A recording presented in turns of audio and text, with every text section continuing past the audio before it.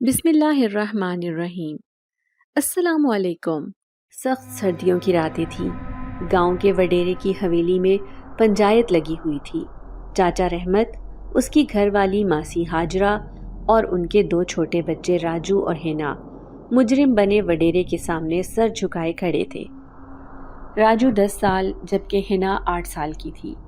وڈیرا پگ پہنے بڑی شان کے ساتھ اپنی خوبصورت کرسی پر بیٹھا ہوا تھا، جبکہ اس کے دائیں بائیں چارپائیاں بچھی ہوئی تھیں جن پر گاؤں کے چند معززین اور کچھ عام لوگ بیٹھے ہوئے تھے۔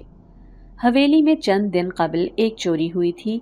اس چوری میں چاچا رحمت کے بچوں کو نامزد کیا گیا تھا، جبکہ 1 مہینہ پہلے گاؤں کے ایک معزز شخص کے جانوروں کے باڑے سے ایک بکری بھی چوری ہوئی تھی۔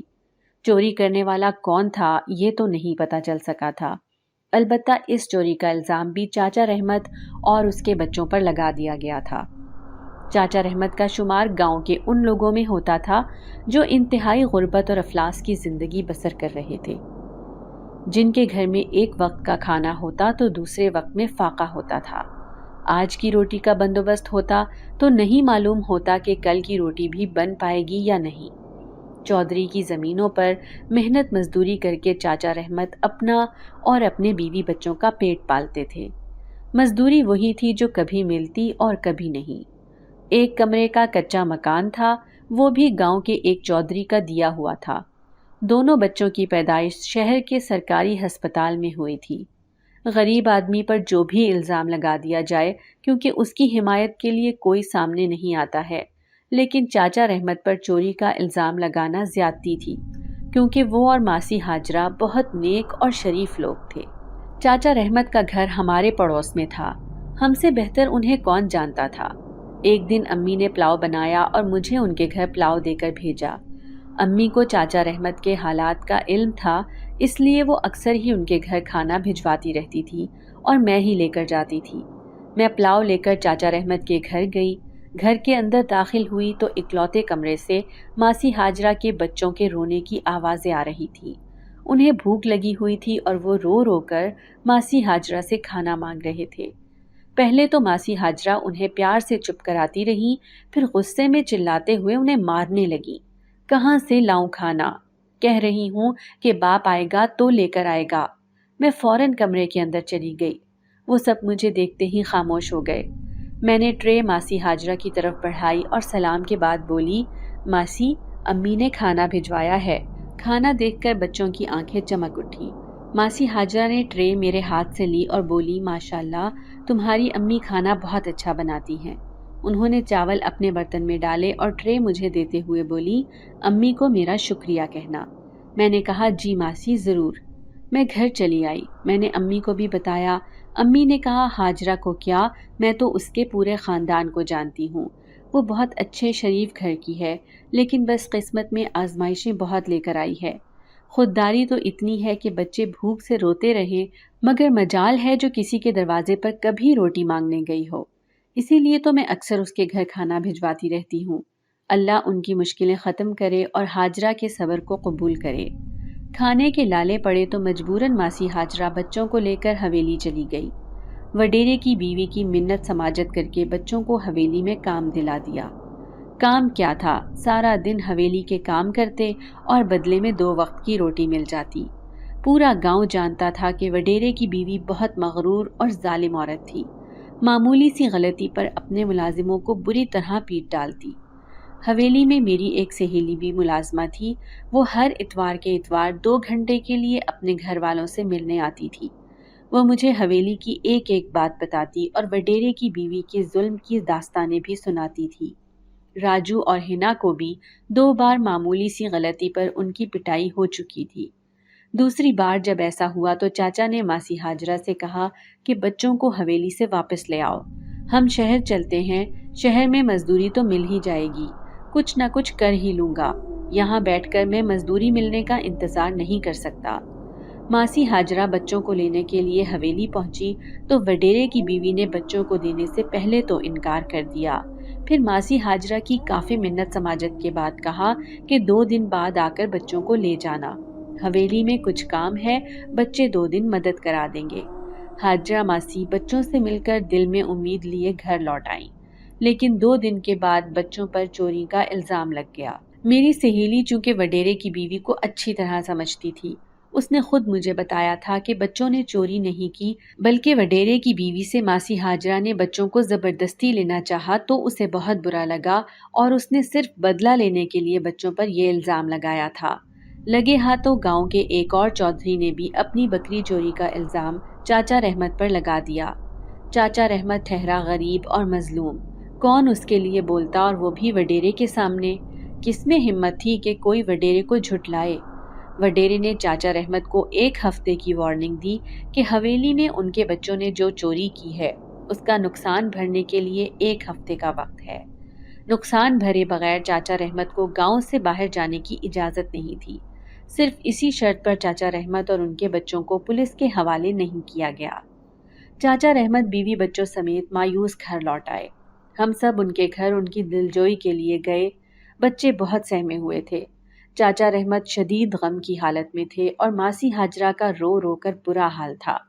हम सब खामोश बैठे थे, क्या कहते कुछ समझ ही नहीं आ रहा था। अम्मी मासी हाजरा को चुप कराने की कोशिश कर रही थी। चाचा रहमत ने अब्बा से कहा, हमीद भाई, मैं तो छोटी मोटी चोरी का नुकसान भरने के भी काबिल नहीं हूँ। यहाँ सोने की 1 तोले की अंगूठी का सवाल है। मेरा 1 कमरे का मकान भी मेरा अपना नहीं है कि मैं इसे बेचकर वडेरे को पैसे दे दूँ। ये मकान भी गांव के ही एक चौधरी ने सर छुपाने के लिए दिया हुआ है। मैं तो बहुत परेशान हूँ भाई। आज मुझे अपना आप अपने बीवी बच्चों का मुजरिम लग रहा है। जब मैं उन्हें कुछ दे ही नहीं सकता तो मेरी जिंदगी किस काम की है। अब्बा ने कहा, रहमत भाई, आपकी मुश्किलों को देखकर मैं आपके सब्र को सलाम करता हूँ, लेकिन साथ ही ये भी कहता हूँ कि आप हिम्मत ना हारें। मायूसी गुनाह है, अल्लाह किसी पर उसकी हिम्मत से ज्यादा बोझ नहीं डालता है। यकीनन वही आपकी इस मुश्किल को भी टालेगा। हम काफी देर उनके घर बैठे रहे और आखिर घर वापस आ गए। अगले दिन शाम के वक्त एक और मुसीबत चाचा रहमत की मुंतजर थी। जिस चौधरी ने चाचा रहमत को रहने के लिए 1 कमरे का मकान दिया हुआ था, वो आ गया और उसने चाचा रहमत से कहा कि वडेरा मुझ पर बहुत प्रेशर डाल रहा है कि रहमत से अपना मकान खाली करा लो। ये सुनकर चाचा रहमत हैरत ज़दा रह गए और बोले, चौधरी साहब, ये आप क्या कह रहे हैं? वो ऐसा क्यों कह रहे हैं? चौधरी ने कहा, उन्हें लगता है कि ऐसा करने से तुम पर प्रेशर पड़ेगा और तुम चोरी की अंगूठी उन्हें वापस कर दोगे। ये सुनकर चाचा रहमत को चक्कर आया। इससे पहले कि वो नीचे गिरते, उन्होंने दरवाजे को थाम लिया और चंद लम्हों के बाद बोले, ठीक है, कल तक मैं मकान खाली कर दूंगा। ये सुनकर चौधरी चला गया। मैं दरवाजे पर खड़ी सब कुछ देख और सुन रही थी। मैं जल्दी से अंदर गई और अम्मी को बताया। इतने में अब्बा भी घर पहुंच गए। अब्बा को जैसे ही मैंने ये बताया, अब्बा फौरन चाचा रहमत की तरफ गए और उन्हें अपने घर ले आए। बच्चे तो रात का खाना खाकर सो गए और हम सब सहन में रात गए तक बैठे रहे और इस मसले का हल सोचते रहे, क्योंकि सब जानते थे कि वडेरा बहुत जालिम है। जब वो किसी के पीछे लग जाता था तो जब तक उसे बर्बाद ना कर ले उसका पीछा नहीं छोड़ता था। सोच सोचकर चाचा रहमत ने कहा, भाई हमीद, मैं बहुत परेशान हूँ। इस कदर परेशान हूँ कि मैं अब हिम्मत हार चुका हूँ। रहने के लिए छत नहीं है, बीवी बच्चों को खिलाने के लिए रोटी नहीं है। इन हालात में चोरी का इल्जाम भी लग चुका है और सिर्फ इल्जाम नहीं लगा, सबूत के बगैर चोरी साबित भी हो गई है। अब तो फिक्र ये है कि लाखों की अंगूठी के पैसे मैं कहाँ से दूंगा। मैं तो अपना एक गुर्दा बेचकर भी इस अंगूठी के पैसे अदा नहीं कर सकता। वडेरे को आप जानते हैं, वो कुछ भी कर सकता है। मुझे बच्चों की फिक्र है। हाजरा को लेकर मैं अभी चुपके से शहर चला जाऊं, लेकिन डरता हूं कि वडेरे ने मेरे पीछे अपने बंदे तो जरूर भेजने हैं। बच्चे मेरे साथ हुए तो कहीं वो मेरे बच्चों को नुकसान ही ना पहुंचा दे। और ये नुकसान क्या कम होगा कि वो सिर्फ मेरे बच्चों को पुलिस के हवाले ही कर दे, तो मेरे लिए तो यही बहुत होगा। मेरी कौन सुनेगा, मैं कहाँ से वकील कराता फिरूंगा। ये ना हो हम बच्चों से ही हाथ धो बैठें। अब्बा ने पूछा, रहमत भाई, फिर आपने क्या सोचा है? रहमत चाचा ने कहा, मुझे बीवी बच्चों को लेकर गांव छोड़ देना चाहिए, मेरे पास यही हल है। अब्बा बोले, भाई रहमत, तुम शहर चले भी गए तो वहां रहोगे कहाँ? जाते ही तो तुम्हें रिहाइश और मजदूरी नहीं मिल जाएगी।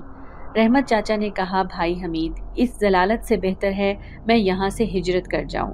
کل کو میری بیوی یہ گلا تو نہیں کرے گی کہ اس کے شوہر نے اس کے اور بچوں کے لیے کچھ نہیں کیا ہے۔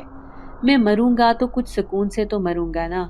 ماسی ہاجرہ تڑپ کر بولی، آئے ہائے، اللہ آپ کو سلامت رکھے، کیسی باتیں کر رہے ہیں۔ اتنے میں دروازے پر دستک ہوئی۔ ابا نے دروازہ کھولا، وڈیرے کا منشی کھڑا تھا، کہنے لگا، میں رحمت کے گھر آیا تھا، اس کے گھر پر تالا لگا ہے، مالک کا پیغام اسے دے دو گے؟ ابا بولے، ہاں دے دوں گا۔ وہ بولے، وڈیرے صاحب نے پیغام بھیجا ہے کہ رحمت سے کہہ دو 2 دن گزر گئے ہیں، 1 ہفتے سے زیادہ وقت نہیں ملے گا، اب میں چلتا ہوں۔ وہ یہ بات تو کہہ کر چلتا بنا۔ ابا اندر آئے تو رحمت چاچا بولے، دیکھا بھائی حمید، میں کیا کہہ رہا تھا؟ ابا نے چارپائی پر بیٹھتے ہوئے کہا، ہاں رحمت بھائی، حالات بہت عجیب ہو گئے ہیں، غریب کا کوئی حمایتی نہیں بنتا۔ ہمارا وقت اچھا تھا، اب تو ہر طرف نفسا نفسی کا عالم ہے، روپے پیسے کے علاوہ انسان کی اپنی تو کوئی پہچان ہی نہیں رہی۔ باتیں کرتے کرتے رات کے 3 بج گئے۔ اگلی صبح چاچا رحمت نے اپنے گھر کا بچا کھچا سامان ہمارے گھر میں رکھوا دیا اور ابا سے کہا، بھائی حمید، جتنا تم نے میرے ساتھ احسان کیا ہے وہ تو میں اتار نہیں سکتا، بس یہ تمہارا آخری احسان چاہیے۔ میرے گھر کا سامان رکھ لو، اگر میں واپس آ گیا تو لے لوں گا، اور اگر 2 سال تک واپس نہ آ سکا تو سمجھ لینا دنیا کی بھیڑ میں کہیں کھو گیا ہوں۔ میرا سامان تم استعمال کر لینا یا اسے بیچ کر اس سے وصول ہونے والے پیسے استعمال کر لینا، تمہیں پوری آزادی ہے۔ زندگی نے وفا کی اور موقع دیا تو تمہارے احسانوں کا بدلہ چکانے کی پوری کوشش کروں گا۔ ابا نے رحمت چاچا کو گلے لگا لیا اور ماسی ہاجرہ مسلسل آنسو بہا رہی تھی۔ چاچا رحمت نے مکان خالی کر کے چابی چودھری کو لوٹا دی۔ سارا دن اسی طرح پریشانی میں گزر گیا، کوئی ترکیب نہ نکلی۔ رحمت چاچا کیا کرنے کا سوچ رہے تھے کسی کو علم نہیں تھا۔ اسی دوران اس چودھری کا بیٹا ایک اور خبر لے کر بھی آیا کہ جس چودھری کی بکری چوری ہوئی تھی وہ لوگوں کے درمیان بیٹھ کر باتیں کر رہا ہے کہ وڈیرے نے اپنی انگوٹھی کا مطالبہ تو کر دیا ہے لیکن میری بکری کا حساب نہیں مانگا، میرا نقصان کون بھرے گا؟ یہ سنتے ہی امی تڑپ اٹھیں اور بولی، ہائے ہائے، یہ چودھری کتنا بے حس اور کمبخت ہے، کیا اس نے رحمت بھائی کو چوری کرتے ہوئے دیکھا تھا؟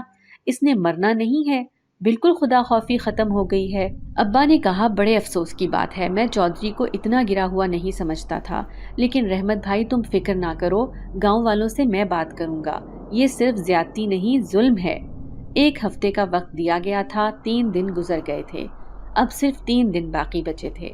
بچے کھانا کھا کر جلدی ہی سو گئے تھے۔ رات کے 2 بجے چاچا رحمت نے ابا کو جگایا، ماسی ہاجرہ بچوں کو اٹھانے لگی تو ہم سب کی آنکھ کھل گئی۔ امی نے کہا، ہاجرہ بہن، بچوں کو کیوں اٹھا رہی ہو؟ ابا بھی آنکھیں ملتے اٹھ کر بیٹھ گئے۔ چاچا رحمت نے کہا، بھائی حمید، آپ کی مہمان نوازی کا وقت پورا ہو گیا ہے، اب ہمیں اجازت دیں۔ ان کی یہ بات سن کر ابا کھڑے ہو گئے۔ ہم سب پریشان تھے۔ ابا نے کہا، بھائی حمید، آپ کیا کہہ رہے ہیں، کہاں جائیں گے؟ یوں چھپتے چھپاتے کوئی بھی کام کرنا آپ کے لیے مشکل ہو جائے گا۔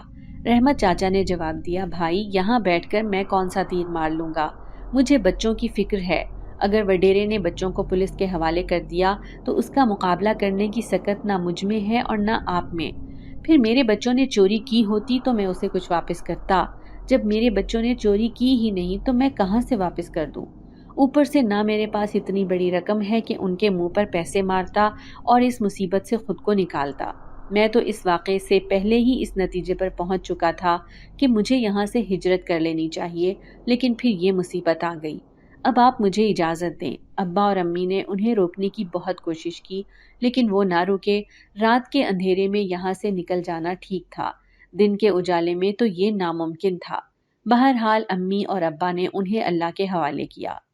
پہلے ابا گھر سے باہر نکلے، خاموشی سے ارد گرد کا جائزہ لیا کہ کوئی ہے تو نہیں۔ پھر مطمئن ہونے کے بعد رحمت چاچا گھر والوں کو لے کر چپکے سے نکلے اور اندھیرے میں گم ہو گئے۔ گاؤں کے لوگ جلدی سونے کے عادی تھے۔ رات کے 2 بجے بالکل امکان نہیں تھا کہ انہیں کوئی دیکھ لیتا۔ گاؤں کے کچھ لوگ رات کے 3 بجے اپنی فصلوں کو پانی دینے کے لیے جاگتے تھے، لیکن 3 بجے تک جب کوئی اٹھے گا تب تک رحمت چاچا گاؤں سے باہر نکل چکے ہوں گے، اسی لیے انہوں نے جانے کے لیے یہ وقت چنا تھا۔ رات کا گہرا اندھیرا تھا۔ رحمت چاچا اپنی فیملی کے ساتھ چلتے چلتے جنگل میں پہنچے۔ گاؤں سے باہر نکل کر کچھ فاصلے پر ایک بہت بڑا اور گھنا جنگل تھا۔ وہ جنگل میں آرام کرنے کے لیے پہنچے۔ امی نے کھانا اور ایک بوتل میں پینے والا پانی بھی دے دیا تھا۔ وہ سب گھنے جنگلات میں درختوں کے ساتھ ٹیک لگا کر بیٹھ گئے۔ سب نے پانی پیا۔ تھوڑی دیر بعد جب سب سستا چکے تو چاچا رحمت نے کہا، سب میری بات غور سے سنو اور میری بات پوری ہونے تک کسی نے مجھے ٹوکنا نہیں ہے۔ ماسی ہاجرہ اور بچے سیدھے ہو کر بیٹھ گئے۔ چاچا رحمت کہنے لگے، ہم بڑی مشکل سے گزر رہے ہیں۔ قریبی رشتہ دار تو رہی نہیں، کون کہاں ہے اور کون کہاں نہیں معلوم۔ دور کے رشتہ دار جو ہیں وہ نہ ہونے کے برابر ہیں، لیکن جب مشکل سخت ہو تو دوسروں کی طرف دیکھنا چھوڑ دینا چاہیے اور اپنے زور بازو پر یقین کرنا چاہیے۔ ہم بھی ایسے ہی وقت سے گزر رہے ہیں۔ میں جانتا ہوں کہ میرے بچے بہت پریشان ہیں، لیکن مجھے اپنے بچوں کا تعاون چاہیے، تبھی ہم اس مصیبت سے باہر نکل سکتے ہیں۔ اگر ہم نے ایک دوسرے کا ساتھ نہ دیا تو ہم ایک ایک کر کے کسی نہ کسی مصیبت میں پھنستے رہیں گے۔ ان کا بڑا بیٹا راجو بولا، ابا آپ بتائیں ہمیں کیا کرنا ہے؟ آپ جیسا کہیں گے ہم ویسا کریں گے۔ چاچا رحمت نے کہا، دیکھو بیٹا، ہم طاقتور لوگوں سے لڑ نہیں سکتے۔ مجھے صرف اس بات کا ڈر ہے کہ اگر خدا نخواستہ تم لوگوں کو پولیس کے حوالے کر دیا گیا تو میری تو کوئی بھی نہیں سنے گا۔ میں کیسے تم لوگوں کو جیل سے باہر نکالوں گا؟ اور اگر میں تم دونوں کو اپنے ساتھ شہر لے کر چلتا ہوں تو لازمی بات یہ ہے کہ وڈیرا ضرور اپنے ساتھیوں کو میرے پیچھے بھیجے گا۔ اس لیے میں نے فیصلہ کیا ہے کہ میں تمہاری ماں کو لے کر شہر جا رہا ہوں۔ وہاں میں مزدوری تلاش کروں گا۔ ہم دونوں میاں بیوی مل کر محنت کریں گے اور جیسے ہی کام مل گیا اور رہنے کا بندوبست ہو گیا، میں خود تمہیں لینے کے لیے اسی جنگل میں واپس آؤں گا۔ میرے واپس آنے تک تم دونوں نے بہادری سے اسی جنگل میں رہنا ہے۔ یہ سنتے ہی ماسی ہاجرہ اچھل پڑی اور کہنے لگی، خدا کا خوف کرو راجو کے ابا، کیا ہو گیا ہے تمہیں؟ اس گھنے ویران جنگل میں ہمارے بچے اکیلے رہیں گے؟ کیا یہاں پر گھاس کھائیں گے؟ رحمت چاچا بولے، تو کیا پہلے تم انہیں مٹن پلاؤ کھلا رہی ہو؟ یہ سن کر ماسی ہاجرہ نے سر جھکا لیا، پھر بولی، اور اگر انہیں بخار ہو گیا، کوئی جنگلی جانور آ گیا تو یہ کیا کریں گے؟ چاچا رحمت نے کہا، اس جنگل میں کوئی جنگلی جانور نہیں ہے۔ میں اس جنگل کو بہت اچھی طرح جانتا ہوں اور نیک بخت، یہ سب کچھ میں تمہارے بچوں کو بچانے کے لیے ہی کر رہا ہوں۔ اگر چوری کے الزام میں اندر ہو گئے، یہ تو ٹھہرے غریب آدمی کے بچے، پولیس نے 2-4 اور چوریوں کے کیس ان پر ڈال دینے ہیں، پھر تو کیا کرے گی؟ کیوں ان کی جان کی دشمن بنی ہوئی ہے؟ مجھے یقین ہے شہر جانے کے بعد یا تو اللہ پیسوں کا انتظام کر دے گا یا کوئی ایسا سبب ضرور بن جائے گا کہ ہم وڈیرے سے بچ جائیں گے، پھر میں انشاءاللہ اپنے جگر گوشوں کو بھی یہاں سے لے جاؤں گا۔ یہ سن کر ہنا رونے لگی، لیکن راجو سمجھدار تھا۔ وہ باپ کی حمایت کرتے ہوئے بہن سے بولا، ہنا میری بہن چپ ہو جاؤ، ابا ٹھیک کہہ رہے ہیں، تم اکیلی نہیں ہوگی، میں ہوں نا اپنی بہن کے ساتھ۔ کسی زمانے میں چاچا رحمت حکمت کا کام بھی کرتے تھے، پھر ان کا یہ کام بھی نہیں چلا تو انہوں نے یہ کام بھی چھوڑ دیا۔ چاچا رحمت نے راجو سے کہا، دیکھ راجو بیٹا، میں نے مزدوری کی تلاش میں اس جنگل میں کئی دن اکیلے گزارے ہیں۔ یہ تو مجھے پتا ہے یہاں جنگلی جانور نہیں ہیں۔ یہاں بہت ساری جڑی بوٹیاں ہیں جو بخار، پیٹ درد جیسی مختلف چھوٹی چھوٹی بیماریوں میں استعمال ہوتی ہیں، اور یہاں سے تم کیا کیا کھا سکتے ہو میں تمہیں سب بتا دیتا ہوں، بس تم لوگ بہادری سے رہنا، ڈرنا نہیں۔ رحمت چاچا نے پورا دن لگا کر راجو کو ضروری معلومات دی۔ اگلے دن منہ اندھیرے چاچا رحمت اور ماسی ہاجرہ نے بچوں کو اللہ کے حوالے کیا، کیونکہ 1 ہفتہ پورا ہونے کا آج آخری دن تھا، اسی لیے چاچا نے آج جلد از جلد شہر پہنچنا تھا۔ ماسی ہاجرہ نے روتے دھوتے بچوں کو الوداع کہا اور وہ چلے گئے۔ ہنا چھوٹی تھی، وہ کافی دیر تک روتی رہی، مگر پھر بڑے بھائی کی موجودگی نے دل کو حوصلہ دیا۔ بچے بے یارو مددگار، جن کا کوئی والی وارث نہیں تھا، گھنے جنگل میں اکیلے تھے۔ قدرت کی طرف سے آئے اس کڑے امتحان سے سب ہی گزر رہے تھے۔ جنگل میں کچھ جنگلی پودے ایسے تھے جنہیں خوراک کے طور پر استعمال کیا جا سکتا تھا، جبکہ کئی پھلوں کے درخت بھی تھے۔ پھلوں کے درخت بالکل جنگل کے اندرونی حصے میں تھے۔ جنگل میں بچوں کی خوراک کا تو انتظام تھا، مسئلہ صرف ان کی رہائش کا تھا۔ اگرچہ گھنے جنگل میں جنگلی جانور نہیں تھے، لیکن بچوں کو سب سے زیادہ ڈر سانپ اور بچھو کا تھا۔ راجو کافی سمجھدار تھا، وہ ہاتھ میں ایک مضبوط سوٹی لیے چوکنا بیٹھا رہتا تھا اور اپنے ارد گرد نظر رکھتا تھا۔ جنگل میں اکیلے ان کا پہلا دن ان پر بہت بھاری تھا۔ دن کی روشنی میں تو وقت کیسے نہ کیسے کٹ ہی گیا، لیکن جوں جوں شام ہونے لگی، بچوں کو فکر ستانے لگی کہ رات کیسے گزرے گی۔ راجو کے پاس کپڑے سے بنا چھوٹا سا تھیلا تھا جس میں ضرورت کا کچھ چیدہ چیدہ سامان تھا اور چند ماچس کی ڈبیاں بھی تھیں۔ راجو نے ہنا سے کہا، دیکھو ہنا، میرا خیال ہے کہ ہمیں جنگل کے اندرونی حصے کی طرف جانا چاہیے اور اپنے ارد گرد آگ جلا کر بیٹھنا چاہیے۔ ہم اندھیرے میں نہیں بیٹھ سکتے۔ اگر کسی زہریلے جانور نے ہمیں کاٹ لیا تو ہم کیا کریں گے؟ دونوں بہن بھائی جنگل کے اندرونی حصے کی طرف چل پڑے۔ وہاں درختوں کے درمیان کھلی سی جگہ تھی جو اتنی بڑی تو تھی کہ وہاں پر 2-3 جھونپڑیاں بنائی جا سکتی تھی۔ راجو اور ہنا نے مل کر چھوٹی چھوٹی لکڑیاں اکٹھی کی۔ اتنے میں مغرب ہو گئی۔ شام گہری ہوئی تو دونوں نے لکڑیاں جلا لیں۔ راجو نے ہنا سے کہا، پہلے تم سو جاؤ، اپنی نیند پوری کر لو۔ جب تمہاری نیند پوری ہو جائے تو تم پہرا دینا، پھر میں تھوڑی دیر سو جاؤں گا۔ جنگل میں بیر کے کئی درخت تھے۔ دونوں بچے بیر کھا کر اپنا پیٹ بھر چکے تھے۔ ہنا نے کہا، ٹھیک ہے بھائی۔ وہ گہری نیند سو گئی اور راجو پہرا دیتا رہا اور آگ جلاتا رہا۔ چند گھنٹے سونے کے بعد ہنا کی آنکھ کھلی تو راجو نیند پوری کرنے کے لیے لیٹ گیا۔ یوں دونوں بچوں نے جنگل میں پہلی رات گزار دی۔ صبح سویرے راجو کی آنکھ کھل گئی۔ اس کی نظر ہنا پر پڑی۔ وہ درخت سے ٹیک لگائے سو رہی تھی۔ راجو کو بہن پر بہت پیار آیا۔ اس نے بہن سے کہا، ہنا، میں سو کر اٹھ گیا ہوں، تم نیچے لیٹ جاؤ۔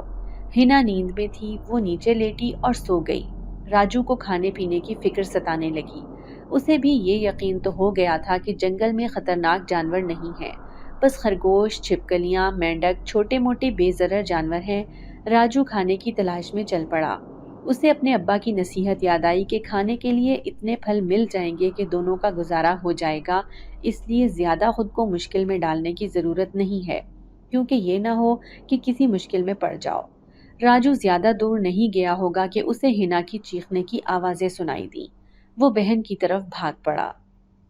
ادھر ایک ہفتہ پورا ہونے کے بعد وڈیرے نے پیسوں کے لیے اپنے ملازم ہمارے گھر بھیج دیے۔ ابا نے کہا، رحمت پرسوں کے اندھیرے میں چپکے سے اپنی فیملی کو لے کر کہیں چلا گیا ہے۔ ہم لوگ سو رہے تھے، نہ جانے وہ کہاں چلا گیا۔ اس بات کا علم جب وڈیرے کو ہوا تو اس نے اپنا خاص ملازم 2-3 گنڈوں کے ساتھ ہمارے گھر بھیج دیا۔ ملازم کا نام رشید تھا۔ وہ کہنے لگا، تم لوگ کیا نشہ کر کے سو رہے تھے کہ 4 افراد تمہارے گھر سے رات کے اندھیرے میں باہر نکل گئے اور تم لوگوں کو پتہ ہی نہیں چلا؟ اس کے بعد اس نے اپنے گنڈوں کو کہا، تم لوگ کھڑے کیا منہ دیکھتے رہو گے؟ گھر کے اندر گھس جاؤ اور ہر چیز توڑ پھوڑ ڈالو۔ یہ سنتے ہی ابا کے اوسان خطا ہو گئے۔ ابا ان کی منتیں کرنے لگے، یہاں تک کہ ابا نے رشید کے پاؤں پکڑ لیے کہ خدا کا واسطہ ہے اتنا ظلم مت کرو۔ اللہ نے اس کے دل میں رحم ڈالا اور اس نے اپنے ساتھیوں سے کہا، رک جاؤ، مجھے سوچنے دو۔ اس کے ملازم رک گئے۔ اس کے بعد رشید نے کہا، سچ پوچھ چاچا تو مجھے تجھ پر ترس آ گیا ہے، مگر یہ بھی سچ ہے کہ تو نے رحمت کو بھگایا ہے اور اب تو مان نہیں رہا، اس لیے تیری سزا یہ ہے کہ اس کا جرمانہ اب تو بھرے گا اور تیرے پاس صرف 2 دن کی مہلت ہے۔ مالک تو یہ 2 دن بھی نہیں دے رہا تھا، لیکن میں تجھے یہ 2 دن دے رہا ہوں۔ مالک کو میں منا لوں گا۔ 2 دن کے بعد 1.5 لاکھ لے کر حویلی پہنچ جانا اور شکر کر کے انگوٹھی پرانی تھی، مالک پرانا ریٹ ہی مانگ رہا ہے، ورنہ اس وقت جو سونے کی قیمت ہے تجھے پیسے لوٹانے کے لیے اپنا یہ گھر بیچنا پڑ جاتا۔ اوے چلو واپس۔ وہ اور اس کے ساتھی جیپ میں بیٹھے اور واپس چلے گئے۔ ابا گھر کے اندر آئے اور سر پکڑ کر بیٹھ گئے۔ امی نے کہا، اب کیا ہوگا؟ ابا بولے، اب نیکی کی ہے تو نیکی کرنے کی سزا بھی بھگتنی پڑے گی۔ سوچ سوچ کر حل یہ نکالا کہ ابا نے امی کی اکلوتی سونے کی انگوٹھی اور ایک بھینس بیچ دی اور پیسے لے کر حویلی وڈیرے کو دینے کے لیے چلے گئے۔ یوں وڈیرے سے ہماری جان چھوٹی۔ راجو بہن کے پاس پہنچا تو کیا دیکھتا ہے کہ ایک نہیں 3 بندر ہنا کے سامنے کھڑے تھے۔ راجو نے ہنا کا ہاتھ پکڑا اور اسے اپنی طرف کھینچا کہ ایک بندر جو سب سے بڑا تھا وہ اچھل کر ان کی طرف آیا۔ یہ دیکھ کر ہنا چیخیں مارنے لگی۔ راجو ایک ڈنڈا ہمیشہ اپنے ساتھ رکھتا تھا۔ اس نے بندر کو ڈنڈا مارا لیکن وہ بچ گیا۔ بندر بہت شرارتی تھے۔ وہ ان کے ارد گرد اچھل اچھل کر انہیں تنگ کرنے لگے۔ راجو پیچھے ہٹنے اور انہیں بھگانے کی پوری کوشش کر رہا تھا، مگر لگ رہا تھا کہ بندر انہیں بھگانے کے لیے آئے تھے۔ وہ بچوں پر حملہ کرنے لگے۔ راجو مسلسل انہیں ڈنڈے سے مار رہا تھا، لیکن وہ بھی بہت چلاک تھے۔ مجال ہے جو ایک ڈنڈا بھی انہیں لگ جائے۔ اسی لمحے وہاں ایک دراز قد شخص نمودار ہوا۔ اس نے بندروں کو اتنی زور سے ڈانٹا کہ بندر فوراً اچھلتے کودتے درختوں کے اوپر چڑھے اور وہاں سے بھاگ گئے۔ नमूदार होने वाले शख्स का कद किसी ऊंचे दरख्त से कम नहीं था। हिना बेचारी तो भाई से लिपटी थर थर कांपने लगी। राजू का भी कमोबेश यही हाल था। अजनबी शख्स ने कहा, कौन हो तुम दोनों और इतने बड़े घने जंगल में अकेले क्या कर रहे हो? राजू ने डरते डरते जवाब दिया, अब्बू ने तो कहा था इस जंगल में कोई जानवर कोई इंसान नहीं रहता है, तो फिर तुम कौन हो? वो बोला, हम तो यहीं रहते हैं, तुम लोग यहाँ पहली बार आए हो, बताओ इस जंगल में क्या कर रहे हो? हिना जो कि खौफ से रोने लगी थी फौरन रोते हुए बोली, हमने कुछ नहीं किया, इसलिए हमें कुछ नहीं कहना। चाचा जी, हमारे अम्मी अब्बू शहर गए हैं, वो हमें पुलिस से बचाने के लिए यहाँ छोड़ गए हैं। हम बिल्कुल बेसहारा हैं, लेकिन अब्बू ने वादा किया है कि वो हमें लेने के लिए जरूर आएंगे। दराज कद अजनबी शख्स ने हिना की बातें सुनी तो बोला, तुम लोग मेरे पीछे पीछे चले आओ, ये सारा जंगल हमारा है, डरना नहीं। दोनों बच्चे चुपचाप अजनबी के पीछे चल पड़े। करते भी क्या, दूसरी कोई चॉइस नहीं थी। घने दरख्तों को पार करते हुए वो जंगल के सबसे खूबसूरत हिस्से में पहुंच गए। राजू और हिना आंखें फाड़े जंगल के उस हिस्से को देख रहे थे। अजनबी जैसा एक और दराज कद शख्स सफेदे की ऊंचे दरख्त के साथ ऐसे खड़ा था जैसे कोई खंबा हो। एक तरफ साफ पानी का चश्मा बह रहा था। शायद यही वो चश्मा था जिसके बारे में अब्बू ने बताया था कि कहा जाता है कि इस जंगल में कोई चश्मा भी है, मगर आज तक किसी ने देखा नहीं है। राजू ने दिल ही दिल में सोचा। हर तरफ खूबसूरत फूलों के पौधे लगे हुए थे जिनमें खूबसूरत फूल खिले हुए थे। जंगल का ये हिस्सा फूलों की खुशबू से महक रहा था। हर तरफ फूलों पर तितलियां बैठी थीं और कुछ उड़ रही थीं।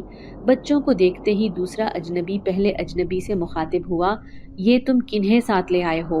पहला अजनबी बोला, ये 2 लावारिस बच्चे हैं, पता नहीं कैसी कहानियां सुना रहे हैं। दूसरे अजनबी ने कहा, बैठ जाओ बच्चों और हमें सच सच बताओ। बच्चे डरकर नीचे नरम नरम घास पर बैठ गए। बच्चों ने अलिफ से लेकर ये तक सारी आपबीती उन्हें सुना दी। अपनी आपबीती सुनाकर खामोश हुए तो पहला अजनबी बोला, मेरा नाम सेड्रिक है और ये मेरा भाई अलोरा है। हम सदियों से इस जंगल पर नजर रखे हुए हैं, इसके कुदरती हुस्न के मुहाफिज और इसके तमाम जानदारों के मुहाफिज हैं। यहाँ भी जंगली जानवर हैं, लेकिन वो सब हमारे हुक्म के ताबे हैं। हमारे हुक्म के बगैर वो कुछ नहीं करते। हमने उन्हें जंगल के पहले हिस्से में जाने से सख्ती से मना कर रखा है, सिर्फ इसलिए कि अगर कोई भूला भटका मुसाफिर इधर आ निकले तो जंगली जानवर उन्हें नुकसान ना पहुंचा सके।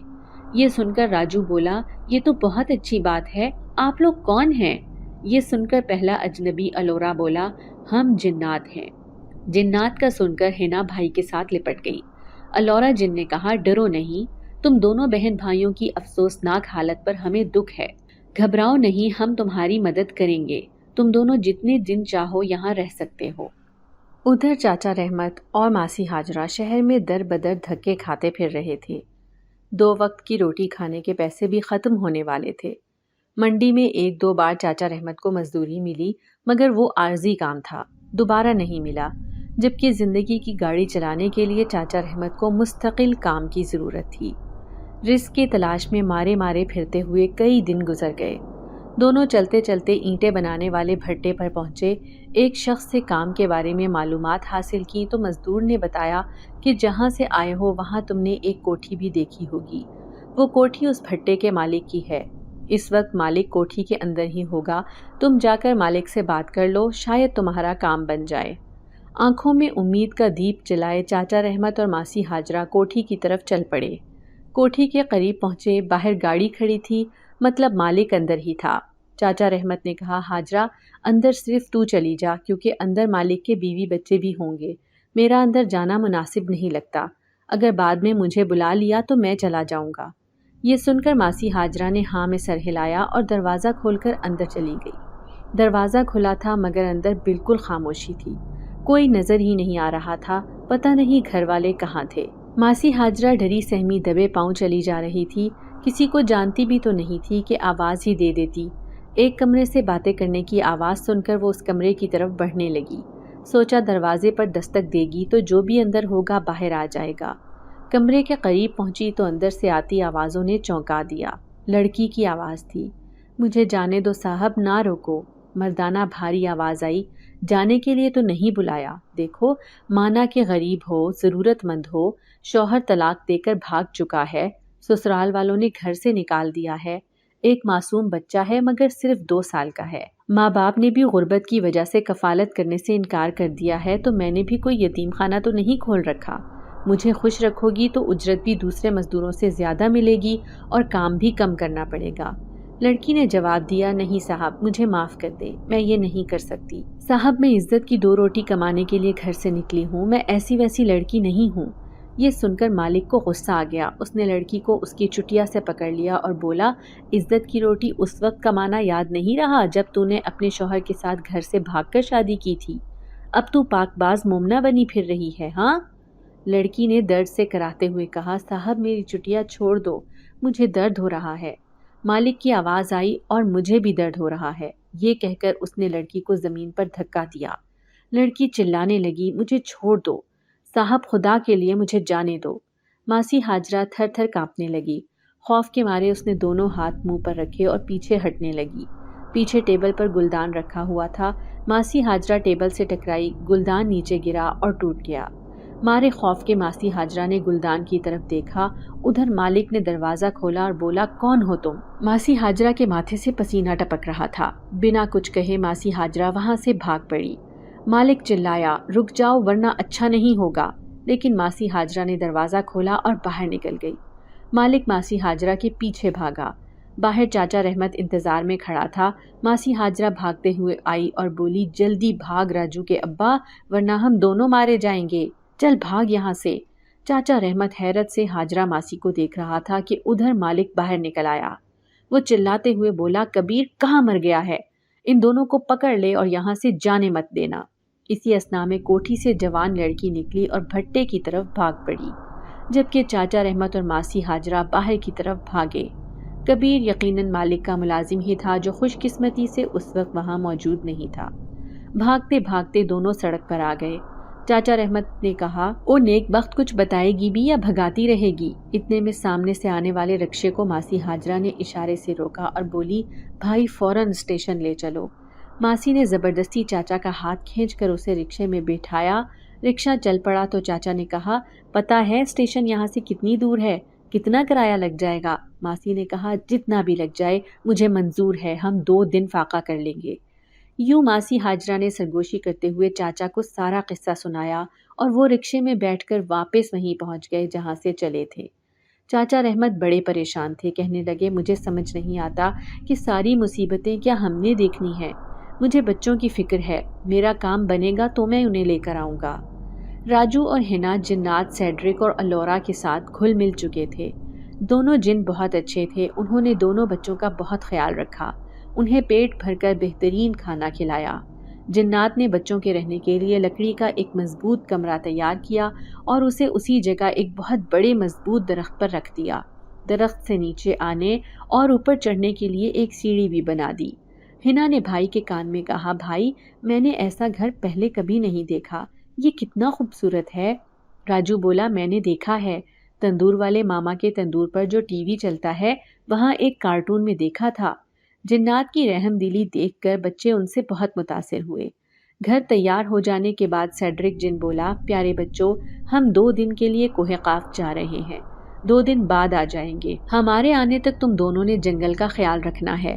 ہم نے جنگل کے سارے جانوروں کو کہہ دیا ہے، ہماری غیر موجودگی میں وہ سب تم دونوں کا حکم مانیں گے، اس لیے تم نے کسی سے نہیں ڈرنا، اور اگر کوئی تمہارا حکم ماننے سے انکار کرے تو ہمیں بتانا، اسے سزا ملے گی۔ راجو نے سینہ چوڑا کرتے ہوئے کہا، آپ فکر نہ کریں، میں جنگل کا خیال رکھوں گا۔ میرے ابو نے مجھے نصیحت کی تھی کہ جنگل میں بہادری سے رہنا۔ دونوں جنات مسکرائے، انہوں نے راجو کو شاباش کہا اور جلدی آنے کا وعدہ کر کے غائب ہو گئے۔ ہنا جو درخت کے اوپر بنے کمرے میں بیٹھی نیچے دیکھ رہی تھی، اس نے بھائی کو آواز دی۔ راجو سیڑھیاں چڑھتا اوپر پہنچ گیا۔ ہنا نے کہا، بھائی ہمیں یہاں رہتے ہوئے کئی دن گزر گئے ہیں، لیکن ابھی تک ہم نے 3 بندروں اور چند خرگوشوں کے علاوہ کوئی جانور نہیں دیکھا۔ راجو نے کہا، ہنا جنات جھوٹ نہیں بول رہے، دیکھو جانور ہمیں کب نظر آتے ہیں۔ اگلے دن صبح سویرے جنگل میں فائر کی آواز آئی۔ آواز سنتے ہی راجو اور ہنا جاگ گئے۔ ہنا نے کہا، بھائی یہ کیسی آواز ہے؟ राजू ने कमरे की खिड़की को थोड़ा सा खोला और झांक कर देखा। कुछ लोग जंगल के अंदर दाखिल हो रहे थे। हुलिये से वो शिकारी लग रहे थे। वो इधर उधर न जाने क्या तलाश कर रहे थे और बहुत तवज्जो से जमीन का भी जायजा ले रहे थे। पता नहीं वो जमीन पर क्या तलाश कर रहे थे। इतने में एक आदमी आया। उसके कंधे पर जख्मी हिरन था। वो बोला, मुबारक हो दोस्तों, आज की पार्टी का इंतजाम हो गया है। हम मजेदार हिरन का गोश्त उड़ाएंगे और साथ साथ अपना काम भी करते रहेंगे। राजू ने खिड़की आहिस्ता से बंद की और बोला, हिना, मुझे लग रहा है ये लोग शिकारी हैं। आदमी के कंधे पर हिरन है, इसका मतलब है कि यहाँ जानवर हैं और शायद वो जंगल के दूसरे हिस्से में हैं। हिना बोली, भाई मगर अब हम क्या करेंगे, हम तो खुद बच्चे हैं। राजू सोच में पड़ गया कि नीचे से आवाज आई, दोस्तों दरख्त के ऊपर ये घर तो देखो कितना खूबसूरत है। दूसरा आदमी बोला, देखो सीढ़ियां भी हैं, आओ ऊपर चलते हैं। ये सुनकर हिना कुछ कहने ही लगी थी कि राजू ने उसे खामोश रहने का इशारा किया। राजू ने फौरन डंडा उठाया और सीढ़ी को धक्का देकर नीचे गिरा दिया। दोनों आदमी पीछे हट गए। एक आदमी चिल्लाया, ओए तुम कौन हो, इस जंगल में अकेले क्या कर रहे हो, चलो नीचे आओ। राजू ने जवाब दिया, तुम सब लोग यहाँ क्यों आए हो। राजू की कुछ देर तक तो उनके साथ बहस चलती रही। फिर एक शख्स को गुस्सा आ गया और वो बोला, जानवरों को बाद में देखेंगे, पहले इस दरख्त को काटो, पहले इन बच्चों से तो निमट लें। फौरन एक शख्स कुल्हाड़ी लेकर पहुंच गया और दरख्त को काटना शुरू कर दिया। हिना बोली, भाई अब हम क्या करेंगे, हम तो नीचे भी नहीं उतर सकते। सोच सोचकर राजू का दिमाग माउफ हो गया था। उसे समझ नहीं आ रहा था कि अगर इस जंगल में जानवर हैं तो वो कैसे उन्हें बुलाए, क्योंकि वो उन लोगों का अकेले तो मुकाबला नहीं कर सकते थे। इसी लम्हे उसे वो शरारती बंदर याद आए। उसने खिड़की खोली और दरख्तों पर इधर उधर देखने लगा। आखिर तंग आकर चिल्लाया, बंदरों कहाँ हो तुम, जल्दी मदद के लिए आओ, हम सब मुसीबत में हैं। चंद लम्हों बाद दरख्त काटने वाले शख्स पर पत्थरों की बारिश शुरू हो गई। दरख्तों से बंदरों की आवाजें आने लगी। राजू और हिना देखते ही रह गए, क्योंकि 2 या 3 बंदर नहीं थे, बल्कि दरख्तों पर हर तरफ बंदर ही बंदर थे। इतनी बड़ी तादाद में बंदर देखकर राजू को जिन्नात की कही हर बात का यकीन हो गया। जंगल में आने वाले शिकारी 2 या 3 नहीं, पूरे 7 लोग थे और उनके पास हथियार भी थे। राजू ने हिना से कहा, हिना डंडा पकड़ लो, हमारे घर में कोई भी आया तुमने उसका मुकाबला करना है, मैं जल्दी वापस आऊंगा। ये कहकर राजू दरख्त के जरिए नीचे उतरने लगा। वो चिल्लाया, बंदरों शिकारियों से उनके हथियार और सामान छीन लो। ये सुनते ही बंदरों ने पत्थरों के साथ साथ खुद भी उन पर हमला कर दिया और उनकी हर चीज छीनने लगे। शिकारियों को संभलने का मौका भी नहीं मिला। वो उल्टे पांव भाग पड़े। राजू भी उनके पीछे भागा। भागते हुए राजू की नजर एक शिकारी पर पड़ी जो छुपते छुपाते जंगल के अंदर चला जा रहा था।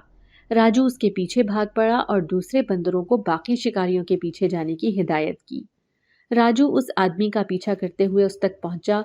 वो शख्स जमीन पर बैठ गया और उस जगह की खुदाई में मसरूफ हो गया। राजू बहुत हैरान हुआ कि ये खुदाई क्यों कर रहा है। राजू ने उसे पुकारा, रुक जाओ, तुम यहाँ क्या कर रहे हो।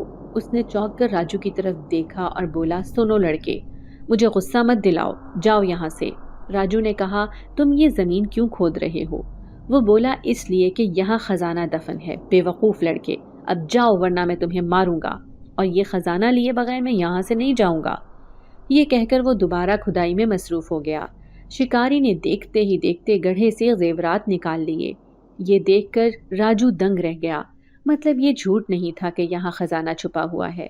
अगर इस जंगल की हिफाजत जिन्नात करते हैं तो ये खजाना भी उनका ही होगा।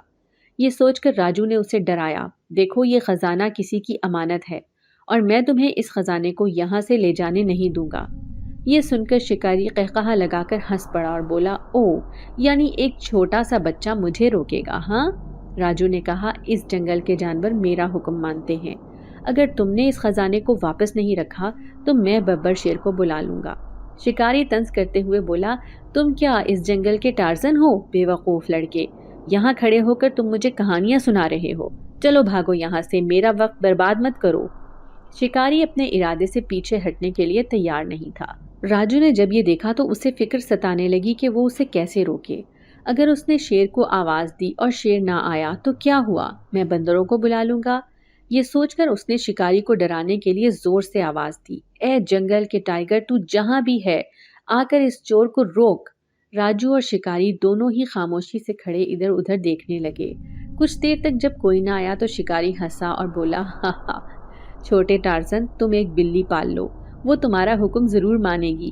یہ کہہ کر شکاری نے اپنے تھیلے میں خزانہ بھرنا شروع کر دیا۔ اسی لمحے گھنی جھاڑیوں میں سرسراہٹ ہوئی، دونوں نے چونک کر آواز کی سمت دیکھا۔ اگلے ہی لمحے ایک بہت بڑا ببر شیر شکاری کے سامنے کھڑا تھا۔ اسے دیکھ کر شکاری کے ہاتھ سے تھیلا گرا اور وہ تھر تھر کانپنے لگا۔ راجو کو اپنی آنکھوں پر یقین نہیں آ رہا تھا۔ جن الورا کی کہی ایک ایک بات سچ ثابت ہو رہی تھی۔ شیر آہستہ آہستہ دھاڑتا ہوا شکاری کی طرف بڑھ رہا تھا۔ شکاری پیچھے ہٹتے ہوئے چلایا، چھوٹے لڑکے مجھے اس سے بچاؤ، میں یہاں سے ایک سکہ بھی ساتھ لے کر نہیں جاؤں گا، بس مجھے چھوڑ دو۔ شیر شکاری کے قریب پہنچ چکا تھا۔ اس سے پہلے کہ وہ اس پر حملہ کر کے اسے چیر پھاڑ دے، راجو اونچی آواز میں بولا، ببر شیر، اسے مارنا نہیں ہے، صرف اس کے پاس بیٹھ جاؤ تاکہ یہ کہیں بھاگ نہ سکے۔ اس کا فیصلہ الورا جن آ کر کرے گا۔ جن کا نام سن کر شکاری زمین پر گر پڑا۔ شیر اس کے سامنے بیٹھ گیا۔ شکاری وہاں سے ہل بھی نہیں سکتا تھا۔ اتنے میں ہنا بھاگتی ہوئی وہاں پہنچی اور بولی، بھائی، جتنے شکاری آئے تھے سب کو زخمی کر کے بندروں نے یہاں سے بھگا دیا ہے۔ یہ سن کر راجو نے شیر سے کہا، ببر شیر، میں جا رہا ہوں، بعد میں آؤں گا، لیکن الورا جن کی واپسی تک تم نے اس چور کا پہرا دینا ہے۔ شکاری چلاتا رہا، چھوٹے لڑکے مجھے چھوڑ کر مت جاؤ، مجھے بھی اپنے ساتھ لے کر جاؤ، لیکن راجو نے مڑ کر بھی اسے نہیں دیکھا۔ ادھر چاچا رحمت بے پناہ پریشانی کے عالم میں پلیٹ فارم پر بیٹھا ہوا تھا۔ اسٹیشن پر ٹرین آ کر رکی، مسافر ٹرین سے اترنے لگے۔ ایک 50-55 سال کا شخص سوٹ پہنے چاچا رحمت کے پاس آ کر رکا اور بولا، مزدور لگتے ہو، میرا بیگ میری گاڑی تک پہنچا دو گے؟ چاچا رحمت نے چونک کر اس کی طرف دیکھا تو وہ بولا، بھائی پیسے دوں گا، کون سا مفت کام کرا رہا ہوں کہ ایسے دیکھ رہے ہو؟ یہ سن کر چاچا رحمت نے خاموشی سے بیگ اٹھا لیا اور چپ چاپ اس شخص کے پیچھے چل پڑے۔ اسٹیشن سے باہر نکلے تو پہلے سے اس آدمی کا ڈرائیور گاڑی لے کر کھڑا تھا۔ چاچا رحمت نے بیگ گاڑی کی ڈگی میں رکھا۔ امیر آدمی نے ان کے ہاتھ پر اجرت رکھی تو چاچا رحمت کی آنکھوں سے آنسو نکل آئے۔ انہیں روتا دیکھ کر وہ شخص بہت حیران ہوا اور کہنے لگا، بھائی رو کیوں رہے ہو؟ کچھ بتاؤ تو صحیح۔ چاچا رحمت نے مختصر اپنی مجبوری بتا دی۔ اس شخص نے جیب سے اپنا کارڈ نکال کر چاچا رحمت کو تھماتے ہوئے کہا، شام کو میرے گھر آ جاؤ، اس کارڈ پر میرے گھر کا پتہ لکھا ہے۔ یہ کہہ کر وہ شخص گاڑی میں بیٹھ گیا۔ چاچا رحمت نے ماسی ہاجرہ کو بتایا۔ جیسے تیسے دن گزرا۔ شام کے وقت چاچا رحمت ہاجرہ ماسی کو لے کر اس آدمی کے بنگلے پر پہنچ گئے۔ وہ بہت امیر کاروباری آدمی تھا۔ اس نے چاچا سے ان کی ساری آپ بیتی سنی، اپنی تسلی کی اور بولا، پریشان ہونے کی ضرورت نہیں ہے، ہمیں بھی اچھے ملازم کی ضرورت ہے، آپ لوگ میرے بنگلے پر رہیں، رہنے کے لیے کوارٹر بھی دوں گا، یہاں کام کریں، میں اچھی تنخواہ دوں گا، اور بچوں کو آپ نے جہاں چھوڑا ہے جا کر انہیں لے آئیں۔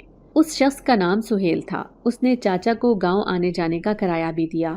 ان کے رہنے کا انتظام ہو گیا تو انہوں نے فوری طور پر ابا کے نام خط لکھا اور کہا کہ وہ جلد آئیں گے۔ 2 دن بعد وہ بچوں کو لینے جنگل پہنچ گئے۔ بچے جنگل میں خیریت سے تھے اور اپنے ابا کو دیکھ کر ان کی خوشی کی انتہا نہ رہی۔ بچوں نے اپنے ابا کو الورا اور سیڈرک جن ذات سے بھی ملوایا۔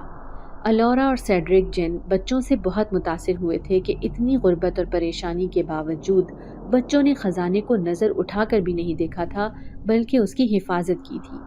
الورا نے کچھ قیمتی زیورات بچوں کو تحفے میں دیے۔ یوں چاچا رحمت کے دن بدل گئے۔ وہ امیر ہو گئے۔ انہوں نے شہر میں ہی چھوٹا سا گھر خرید لیا، مگر اس سے پہلے وہ انگوٹھی چوری کے پیسے لے کر گاؤں آئے اور وڈیرے کے پاس جانے سے پہلے ابا سے ملنے آئے۔ حقیقت جان کر انہیں بہت دکھ ہوا اور وہ بولے، شکر ہے میں حویلی جانے سے پہلے تمہارے پاس چلا آیا۔ انہوں نے انگوٹھی چوری کے پیسے جو ان کے بچوں نے چوری کی ہی نہیں تھی ابا کو دے دیے، جو وڈیرے نے ابا سے وصول کیے تھے۔ چاچا نے خوشی خوشی یہ خبر بھی سنائی کہ شہر میں اب ان کے بچے اسکول بھی جانے لگے ہیں۔